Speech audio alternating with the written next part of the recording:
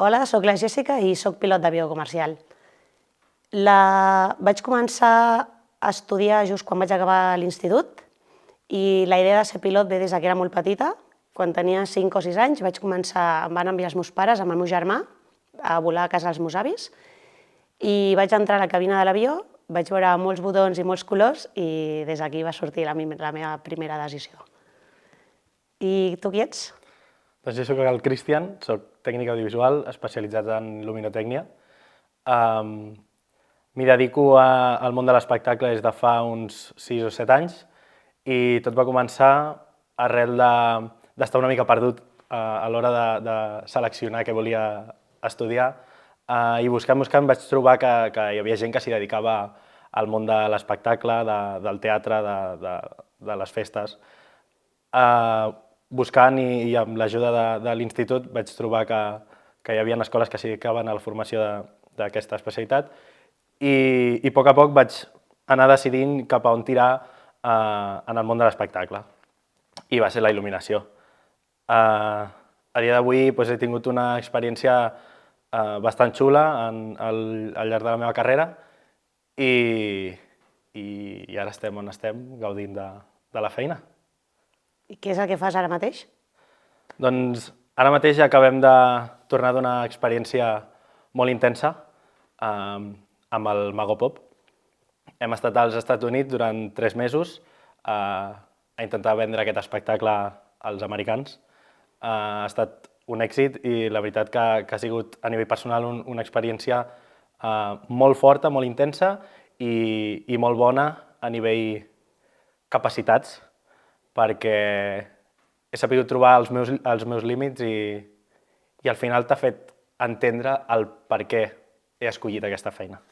I què és el que realment fas a la teva feina? La meva feina és molt àmplia, perquè depèn en quin àmbit estiguis. En el meu cas, m'estic dedicant al món del teatre i un dia meu seria arribar al teatre, obrir el teatre, encendre tot l'equip de llums, fem el check que tot funcioni correctament, que cada llum fa tot el que aquella llum té permès fet. I durant la funció em dedico a llançar funció, que és el que anomenem aquella persona que va disparant cada música, cada il·luminació, cada efecte especial que va transcorrent durant tot el show. Per tant, diguem que és una dansa comuna amb la resta de companys perquè l'espectacle surti com volem que el client el vegi. I què tal és l'experiència de treballar amb una persona tan famosa?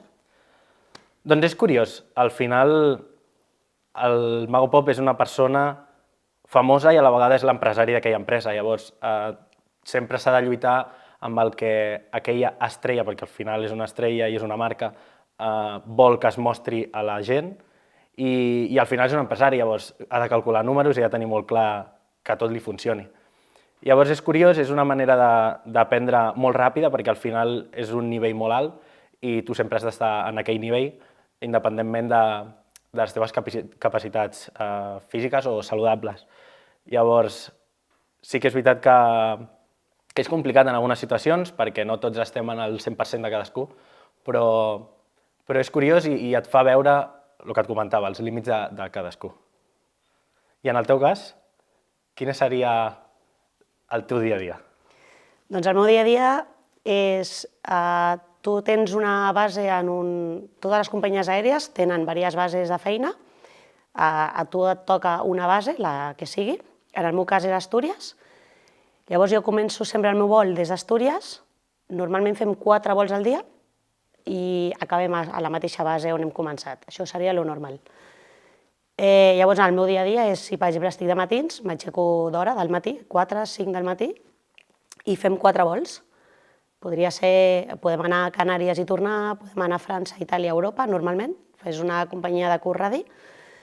I volo, vaig al meu destí, aterrem, desembarquem passatgers, tornem a embarcar passatgers, els tornem a portar a un altre destí i així 4 vegades al dia. Normalment les jornades laborals duran entre 10 i 12 hores.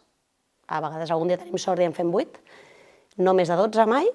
I més o menys és això. Si la gent es creu que nosaltres arribem, ens quedem a l'hotel i podem visitar la ciutat, però no és així. Nosaltres arribem, tenim 30 minuts a terra, normalment, entre 30 i 40 minuts, per desembarcar i tornar a embarcar passatgers. I així, ja et dic, 4 vegades al dia fins que acabem la jornada i arribem a casa. O sigui que no és tot tan... I com és aquell moment? Perquè entenc que la gent es pot imaginar al final la vida fora de l'avió d'un pilot, potser s'imaginen que tot és vacances, un cop arribes a un lloc tot és turisme, però jo crec que hi ha aquell punt de saber què passa un cop passeu aquelles portes que quan entrem a l'avió veiem allà a mà esquerra. Què passa? Què fa un pilot quan entra a aquelles portes? Doncs nosaltres arribem i som 2 pilots sempre, és un equip. Llavors, dels 4 vols que fem al dia, 2 vols fem volant i 2 vols no volem. Llavors, el pilot que vola, en aquest salt, doncs ha de preparar tot l'avió. Dins tots els botonets aquests que veieu, tenim una màquina que és una espècie de GPS i de calculador de dades. Llavors nosaltres el que fem és introduir tota la ruta, els pesos reals del que pesa l'avió aquell dia, quant de combustible tenim, i tota aquesta màquina fa una sèrie de càlculs.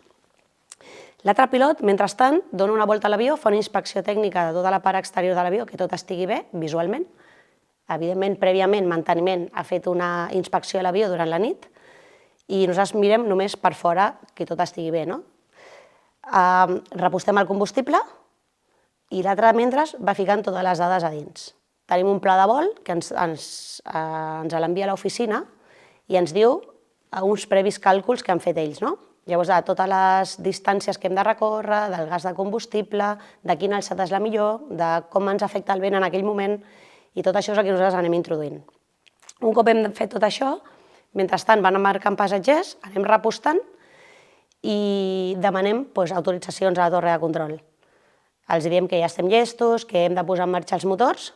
Una vegada ja tenim tots els passatgers a dins, tanquem les portes, posem en marxa motors, xequegem totes les dades que hem ficat a la màquina entre els 2 pilots i quan ja tot està llest i hem fet un briefing és explicar exactament què és el que farem en el moment d'enlairar. O sigui, si engegarem només un motor, si en posarem 2, si sortirem pels nostres propis medis o ens portarà una màquina cap enrere, per on rodarem i a quina pista despegarem i què ens trobarem just només a l'inici del despegue. O sigui, si per exemple ens estem enlairant i tindrem molt de núvols a davant, o tenim tormentes, o tenim molt de vent, tenim vent en cua, vent en cara, vent creuat, tot això afecta molt a l'avió.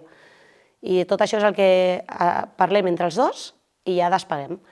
Una vegada ens hem enlairat, ja el vol és bastant més fàcil. Tot l'enlairament es fa a mà, o sigui, el pilot automàtic arriba després, tot això es fa a mà, un cop estem a dalt, i ja hem passat tota la fase de la sortida, llavors sí que podem, normalment, posar el pilot automàtic quan ja estem en línia recta, que anirem com una espècie d'autopista fins al nostre destí, que hem de començar a baixar. I més o menys és això, el que fem al terra. Veig que és moltíssima informació i moltíssima responsabilitat. Quant de temps o com és l'experiència de formar-te per poder arribar a conduir un avió? Doncs la formació dura, és una mica, depèn de cadascú, però dura entre 2 i 4 anys. Depèn de quant de temps li dediquis. Llavors hi ha una part teòrica, que aquesta dura entre 9 mesos i el que cadascú vulgui, però no menys de 9 mesos, i és una part teòrica que per mi va ser una mica el més complicat al principi, perquè jo venia de l'institut d'estudiar mates, llengua catalana i naturals, i clar, comences a estudiar assignatures com principis de vol, navegació i assignatures molt estranyes que mai havies escoltat. Sí que hi ha una part mecànica, però dintre de tot aquesta és una mica més normal. I dret aeri, fas una sèrie d'assignatures que són noves, per dir-ho d'alguna forma. A partir d'aquí comences a fer un teòric i a la vegada comences a fer pràctiques en vol com si fos una autoescola. Pots fer-ho tot a la vegada o esperar a tenir les teòriques i començar el vol, però clar, normalment intentes combinar perquè és molt llarg. Tota aquesta moguda de totes les teòriques i el vol, has de fer moltes hores de vol, simuladors, tot això dura, ja et dic, uns 2 anys i mig, 3, això seria la cosa més normal. I què tal tu, la teva formació? Doncs en el món de l'espectacle el seu un molt ampli, perquè com t'he dit jo m'he especialitzat en il·luminació, tot i que també ho vaig fer a nivell de so. Jo crec que es comença, en general tothom comença fent un repàs i una introducció en el món audiovisual. Això engloba el que et comentava, so, vídeo, il·luminació. I normalment, en el meu cas, vaig fer un cicle mig en el que tocava tots aquests pals, inclús fotografia, edició de vídeo, de so. Llavors, un cop has entrat en aquest món, comences a descobrir què és el que més et crida l'atenció dintre de cada especialitat. En el meu cas, jo en un primer moment havia escollit so, per tant vaig fer un cicle superior de so especialitzat, on ja comences a entrar en aquesta especialitat, però encara tens molt camp obert. Què vol dir? Que existeixen estudis de gravació, so per directe, so per televisió, existeixen moltes portes en les que encara tu hauries de decidir, tot i que les pots tocar totes. Perquè sí, crec que és important dir, no és el mateix sonoritzar un estudi que un directe, etc., tot i que sembli que sí. Un cop et formes en això, i suposo que et vas obrint en el camp laboral, en el meu cas també vaig veure que m'agradava molt el món de la il·luminació. I en el meu cas et parlaria d'il·luminació espectacular o il·luminació teatral, que no tant il·luminació d'estudi. En aquell punt vaig entrar a l'Institut del Teatre, en l'especialitat de luminotècnia, i aquí es complementaven classes d'institut amb la Politècnica. Perquè sí que hi ha un punt, com tu comentaves també, de passar potser de l'institut de fer 4 cosetes a passar una enginyeria que potser no t'esperaves perquè tu no t'havies centrat en fer una carrera d'enginyeria, però clar, hi ha molts números, molts càlculs, electricitat, mecànica, etc. I a partir d'aquí, doncs, també en el món laboral comences a vincular tot això que estàs aprenent en el món laboral. I aquest impàs jo crec que és un tema ja de contacte, de saber-te moure't i que la gent et vagi coneixent de com treballes per poder trobar-te en la situació laboral que t'agrada. En el meu cas, he aconseguit arribar a un punt molt divertit i amb molta tensió, que potser és el que més m'agrada d'aquest món, de viure el directe, i la veritat que és molt gaudit. Llavors, clar, és superdiferent. O sigui, la teva experiència és en directe i tota la part d'il·luminació i so suposo que és superdiferent de quan fas en un estudi, o sigui, un estudi televisiu, per exemple. Correcte. Bueno, al final les tècniques són diferents. La llum és la llum, però les tècniques són diferents. I en el so és igual, no és el mateix estar en un camp obert que estar en un estudi. I, per suposat, no és el mateix fer un fallo en un directe que tenir un fallo en un estudi que després hi ha la pospo, que sí que es pot retallar i tirar endavant. Són coses molt diferents, tot i que tenen una base comú. Per tant, entenc que cadascú s'especialitza cap a on li agrada i gaudeix de la seva feina, clar. Tinc una pregunta sobre l'opinió de la gent sobre la teva feina. Què reps de la gent quan dius que ets pilot? Que és molt guai. Que original, quina passada, no et fa por, tothom és així, no? Suposo que sí que és veritat que és una feina que no hi ha molta gent, bueno, hi ha gent, però no és una gran majoria. Llavors sí que és veritat que sobta molt, sobretot si ets una noia, encara, saps, segle XXI, encara sobta molt. Jo, de fet, encara entren passatgers a la cabina, mira, ei, una noia, saps? O sigui, encara sorprèn, no? I el que tothom percebeix des de fora és que és una feina molt guai, que estàs tot el dia viatjant i que guanyes molts diners. O sigui, això és el que la gent veu. Després, realment, és que l'aviació no és només l'aviació comercial, de passatgers que anem allà, o sigui, hi ha moltes altres branques a l'aviació. Jo, de fet, vaig començar sent instructor de vol, era com un profe d'autoescola, ensenyava nois a volar, i després hi ha altres coses, hi ha pilots a apagar incendis, hi ha pilots militars, tenim pilots que fumiguen, abans passejaven cartells per la platja, càrrega, que només porten paquets, o sigui que realment tenim sí, és bastant ampli, no? És cert que el que és més comú o més conegut o el que a la gent li impressiona més és quan portes passatgers. I això és una mica el que la gent rep de... I la realitat d'això, perquè entenc que hi ha moltes hores, sempre són hores potser al revés de la família, sempre estàs en un lloc que potser no t'esperaves estar, com has de viatjar, has de tornar... La cosa és que quan tu, o jo en el meu cas, quan jo vaig començar a fer això, jo sempre havia volgut ser pilot, des de petita. Llavors tenia clar que volia volar, però sí que és cert que sempre penses que estaràs a casa teva, no? O sigui, en el meu cas, jo pensava que treballaria en una companyia en base a Barcelona, que vindria a dormir a casa meva cada dia, però en el meu cas no ha sigut així. Llavors no estic a casa, l'únic, per mi, la part dolenta de l'aviació són els horaris. Treballem 24 hores tots els dies de l'any. Els caps de setmana, quan els teus amics se'n van de barbacoa, tu no. Imagino que en el teu cas serà una mica semblant. Els teus amics se'n van de barbacoa un diumenge, tu estàs volant. Quan és un pont, és quan més gent viatja, llavors tu estàs treballant. A l'estiu, a l'agost, al juliol, quan tothom té vacances, tu estàs volant. Després te'n vas al novembre i la gent et diu «Ei, sempre estàs de vacances». Clar, perquè és que m'has de vacances quan tothom està treballant. Després, els horaris són irregulars. Treballem normalment 5 dies seguits, o 6 a vegades. Horaris de matí molt d'hora, despeguem a les 6 del matí, ens hem d'aixecar a les 4, 4:30, 5 del matí. Quan anem de tarda arribem a les 2 del matí, a la 1, depèn de l'empresa. A la meva base, per exemple, bé, perquè el meu aeroport tanca per la nit, però hi ha aeroports H24 i aquests sí que treballen horaris nocturns, encara molt pitjor. Això és una mica, jo crec, el pitjor. Després, els dies de festa, si no estàs treballant on vius, clar, has d'anar i tornar cada dia, no? Llavors els teus dies lliures es redueixen.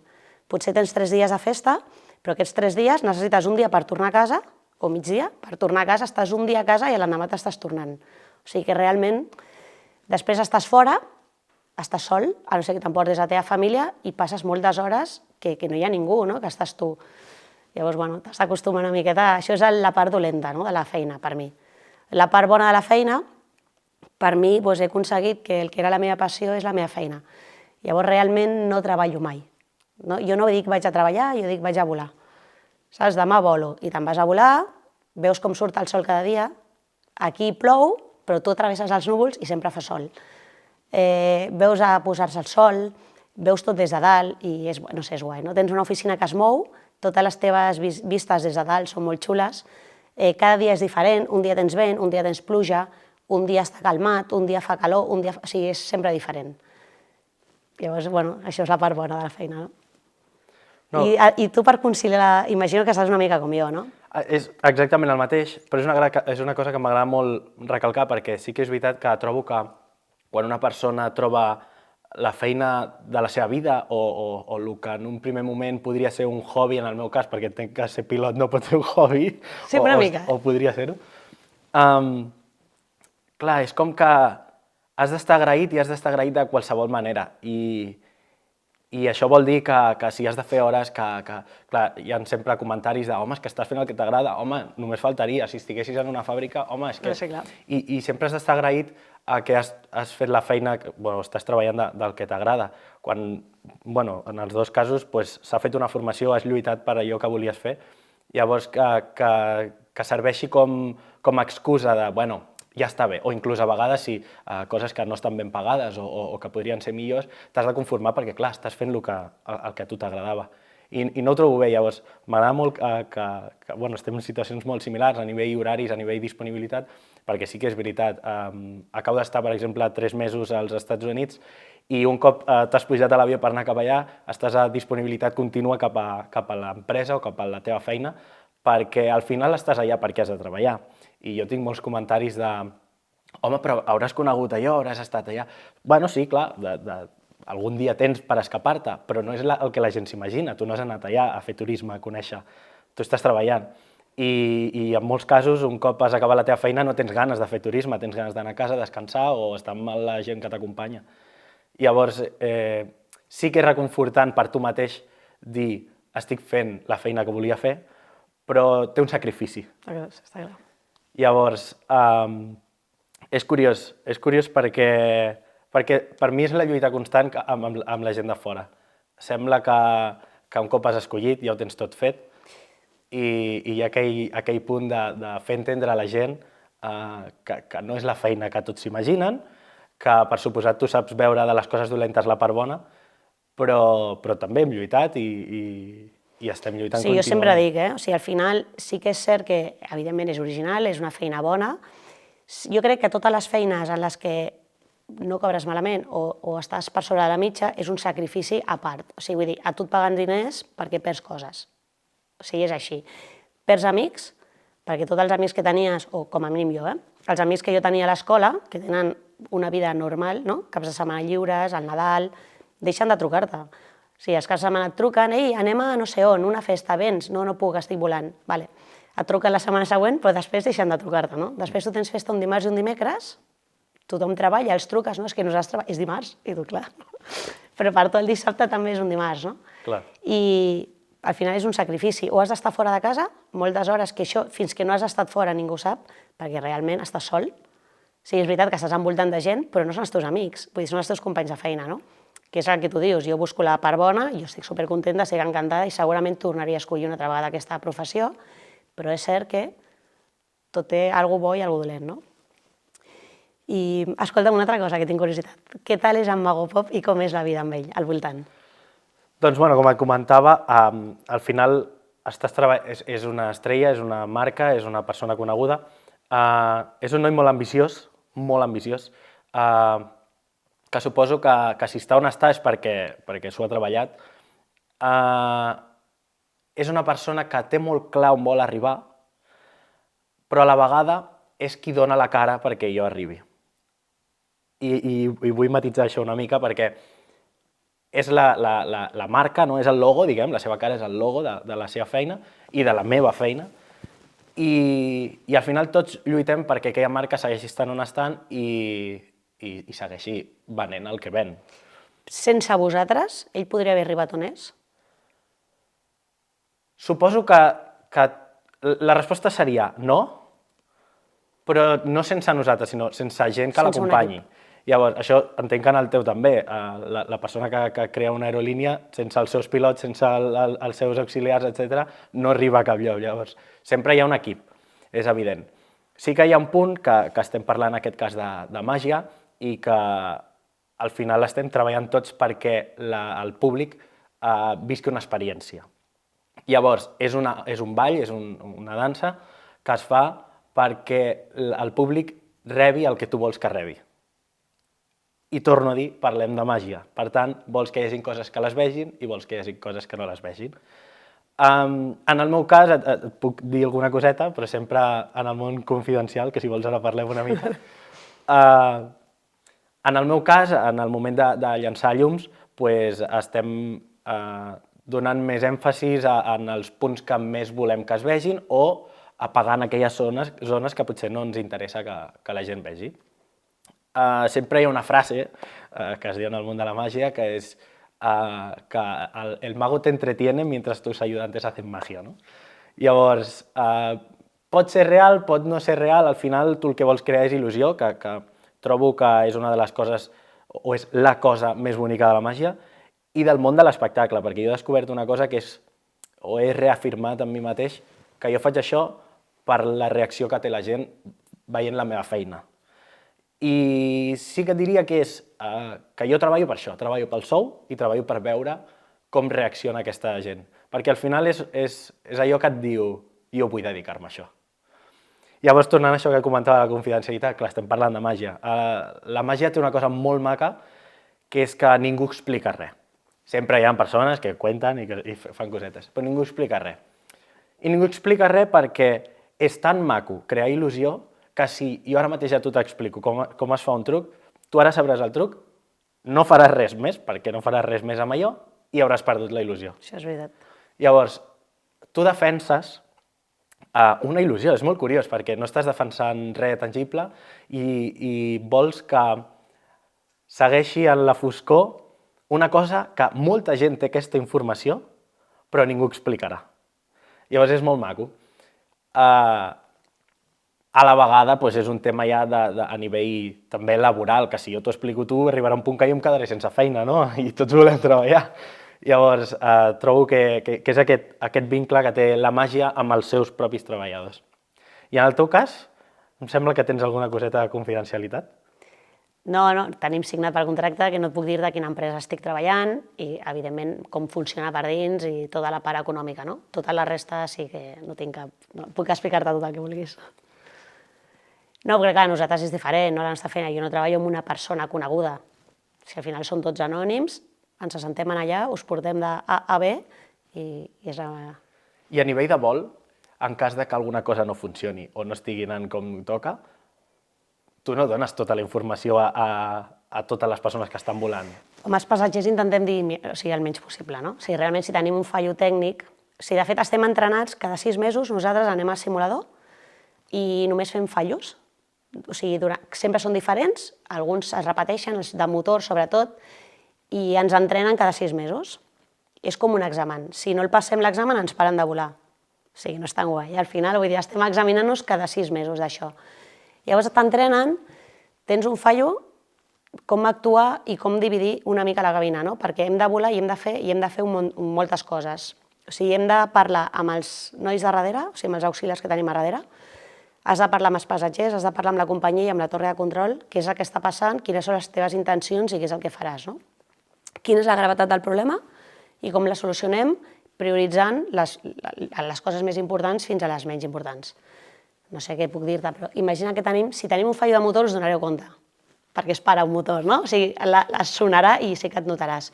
Però sí que és veritat que hi ha moltes petites falles, perquè al final és una màquina, és com un cotxe, i fallen coses. Són greus? Normalment no. És molt perillós? No. Normalment va doblat o triplicat el sistema. No sé, per exemple, un sistema elèctric o hidràulic. Doncs tenim 3 hidràulics a l'avió. T'haurien de fallar tots 3 per quedar-te sense hidràulic, és bastant improbable, no? Igualment, entrenem que falla tot.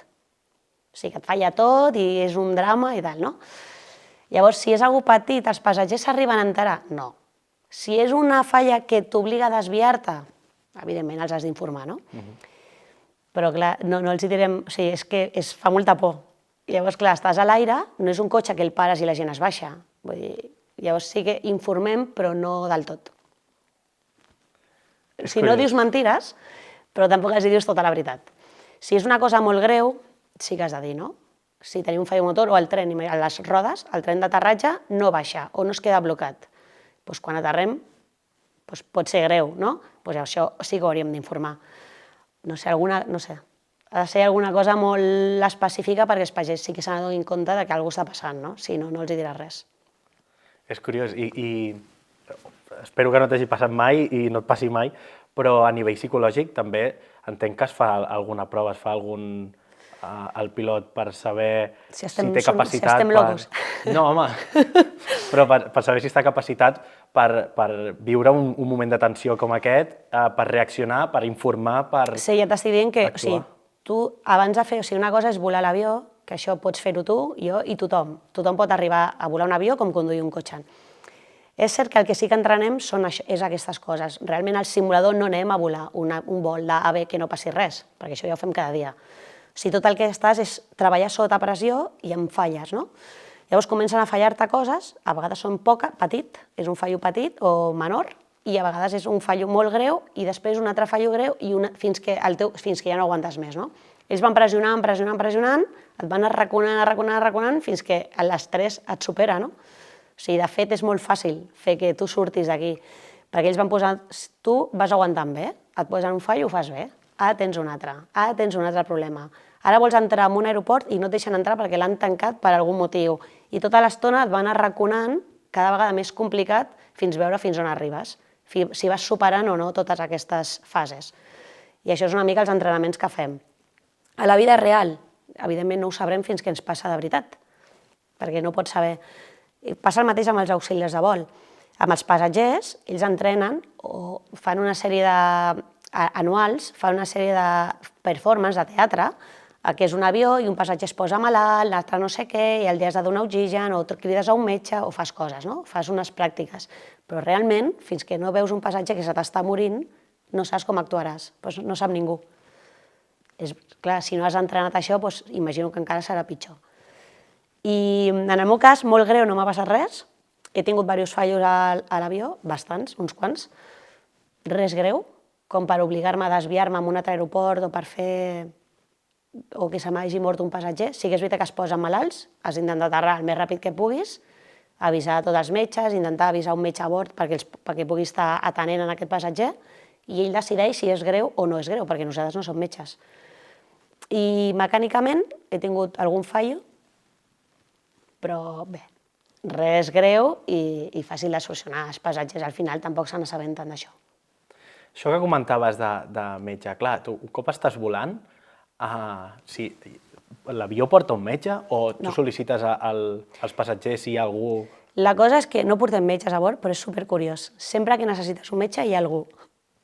Hi ha algun metge a l'avió i sempre hi ha algun metge o una infermera o un infermer o un veterinari. Saps? Que al final t'ajuden, no? Sempre hi ha algú. Si no hi hagués ningú, evidentment, els auxiliars de vol fan un curs de primers auxilis, però no són metges. Llavors sí que et poden ajudar o poden fer una mica, poden ajudar el passatger, però evidentment no són metges. Sí que és cert que quan tenim un metge passem una mica la pilota, no? O sigui, la responsabilitat ara sí que és del metge, que ens diu, continueu volant, aguanta una hora segur. Vale. Llavors nosaltres anem volant al destí, que és el que hem de fer. Si, per exemple, el nostre destí és molt lluny i el passatger està greu, ens hem de desviar i hem d'intentar aterrar a l'aeroport més a prop. Però jo l'únic que puc fer és aterrar, vull dir, jo no sóc metge, no sé fer res més. I en cas de, a nivells extrems, en cas d'alguna persona potser que no s'estigui comportant com ha de ser, tampoc hi ha policies en un avió? No. Pot ser que sí, casualitat, que hi hagi un policia, però evidentment no és com als Estats Units, que crec que hi ha algun por ahí, o a les pel·lis, no? Nosaltres no en portem. O sigui, són passatgers normals, qui ha d'estar tota l'estona estant amb ells són els auxiliars, a vegades poden controlar o no. Si el vol és molt llarg i la cosa ja no és sostenible, evidentment ens hauríem de desviar, avisem a la policia quan arribem i després ja no sé què passa. Després ja la policia l'emporta i ja no sé com arribaré, no sé què passaria. I si el vol és curt, d'una hora, 30 o 40 minuts, doncs aterrem al destí, igualment avisem a la poli i quan arriben doncs ja no sé si es denuncien o què és el que passa a partir d'aquí. Molt bé. I no sé, què més? Jo tinc curiositat més a lo personal, al tu amb la teva feina. Com ho portes? Veig que estàs encantada, que si haguessis de tornar a escollir, tornaries a tirar cap a aquest camí, però com afrontes el dir tota la meva vida seré això? Tens clar que ho acabaràs? No? Jo crec que acabaré sent pilot, segur. És que ara si hagués de fer una altra cosa, bueno, podria fer una altra cosa, suposo, però no vull fer res més ara. Sí que és veritat que molts dies dic, si tornés a néixer seria profe, no? Per tenir la setmana de festa, el Nadal, les vacances, però realment m'agrada la feina. És cert que hi ha dies que acabes molt cansat, perquè fem moltes hores. Llavors fas amb 5 dies, a 12 hores al dia, 11, fem un munt d'hores, no? I hi ha dies que sí que és veritat que quan acaba l'estiu estàs bastant cansat. Però jo ho porto bé, a mi m'agrada. La meva vida personal, de moment, la porto bé. El meu marit es dedica al mateix en una altra companyia. Ella està a Barcelona, és cert que la nostra vida és una mica original, no és comú, anem i venim, però nosaltres ho portem molt bé. Hi ha dies que sí que dius, saps? 5 dies, perquè jo estic 5 dies allà, ella aquí, no ens veiem, però realment tenim fàcil, o sigui, anem i venim i ho portem prou bé. Sí que és cert que la gent que té fills, té família i estan lluny, perquè tenim companys que són canaris, estan amb nosaltres a Astúries, o a França, o a Itàlia, o a Atenes. Amb la família canàries, amb nens, anant i venint, la cosa se't complica una miqueta. Però en el meu cas, bé, jo ho porto bé. Molt bé. És compatible la teva vida personal amb la teva feina? No és gaire compatible. A mi m'agradaria estar a casa cada dia, dormir a casa cada dia i tenir una vida més normal, familiar. De moment és així i tampoc vull donar-li voltes, vull dir, és el que tenim, és el que tinc. Si el meu objectiu és tornar a casa o que ell vingui on estic jo, no? Aquesta seria una de les dues opcions, però de moment no podem canviar, o sigui que de moment és així. I en el teu cas? Et veus tota la vida seguint el Mago Pop, viatjant per tot arreu? No sé si viatjant, jo crec que una de les coses positives que té la meva feina és que mai et tanques en alguna molt concret. És a dir, ara podria estar treballant amb el Mago Pop o podria estar en un altre teatre, potser amb no un nivell d'atenció tan alt, o podria estar fent bolos al carrer amb festivals, amb discoteques, hi ha com un ventall molt gran de possibilitats. Llavors, m'agrada jugar amb això i sempre és una cosa que penso perquè és veritat que el nivell de vida per poder viatjar 3 mesos a Estats Units, 10 mesos a Madrid o moure'm per Espanya, Jo ho miro, per exemple, amb la vida dels meus pares o de gent més adulta i trobo que és incompatible. Una de les coses que ens hem trobat és que la gent adulta o en família que hi treballa amb nosaltres no ha tingut les possibilitats de fer tot el que nosaltres hem fet. Nosaltres parlo de gent més jove, sense responsabilitats, sense una família, sense... Llavors, trobes que si tu estiguessis en aquella situació, segurament prendries decisions diferents a les que estàs prenent ara. Sí que penso que la vida és un fluir i és anar-te trobant en cada situació i a dia d'avui tinc molt clar que vull aprofitar cada una de les oportunitats com aquesta per viatjar, per conèixer gent, per trobar nous contactes, per anar a l'altra punta del món i tornar, o no, però sí que és veritat que valoro que m'agrada molt aquesta feina, que m'agradaria dedicar-me a dia d'avui tinc molt clar que m'hi vull dedicar durant molts anys i el que sí que valoro, potser això que comentaves de ser mestre, potser amb una mica més d'experiència i un cop més assentat a la vida, d'estar més tranquil, de formar una família, plantejar-me de tot això que he après, formar gent que tingui ganes d'aprendre o alguna cosa més tranquil·la, estar en un teatre més estàtic. Llavors, no em preocupa perquè veig que hi ha aquestes possibilitats, però sí que és veritat que a nivell a curt termini mai puc fer una predecisió del que m'agradaria. És complicat escollir un lloc per viure, és complicat la relació potser amb els amics perquè és el que tu comentaves, al final un cop t'han preguntat 10 vegades si quedem per fer una cosa i els has dit que no les 10 vegades, és normal que al final no comptin amb tu. Per tant, com et dic, és un tema de fluir, d'anar valorant en cada moment què em tira més i a dia d'avui estic encantat amb la meva feina. I el tema parella seria compatible o ha de ser també com del teu món? Una de les coses que m'he trobat, amb el que veig amb la gent externa, és que en aquest món sempre acabes estant de parella amb una persona que s'hi dedica a lo mateix. Incompatible no ho és, però sí que és cert que són horaris completament diferents.